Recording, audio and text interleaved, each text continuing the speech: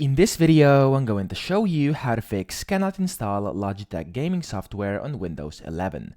So, I'm going to show you how to fix it, just follow me.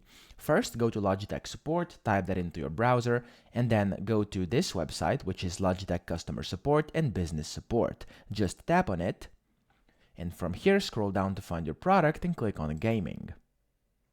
Now, from here, you want to scroll down and you want to find your controller. So for me over here, I have a G27, which is this one over here, the G27 racing wheel. And I'm going to tap on that, just click it so it opens up. And from here, if you go to downloads on the left, as you can see under Windows 11, it's going to say there are no downloads for this version. However, there's actually a way to get this gaming software even though you're using Windows 11 and there's nothing available. What you want to do is click over here and press Windows 10. Now, once you press Windows 10, you simply have to press Download Now over here. And of course, before do that, you want to select if you have 64 or 32-bit Windows.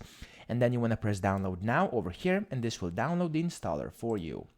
From here, what you will then have to do is open this up. So over here, as you can see in my downloads folder, and then just install it via that. So just double click it and go through the installation process. Now the catch here is that even though it says it's for Windows 10, it will still work on Windows 11. So don't worry if it says no downloads available when you come to the section, and if there's nothing available for Windows 11, just install the Windows 10 version because it will work. They made it the way it still works and functions properly with your software on Windows 11 as well. So over here, you just have to select your installation language, click Next, and then you want to accept these terms of services and license agreement, click Install, go through the entire installation process, plug in your device while it prompts you to, and you're good to go, and your gaming software will be installed to your Windows 11. So that's pretty much it. I hope this video helped you out. If it did, please subscribe to the channel and help me out as well.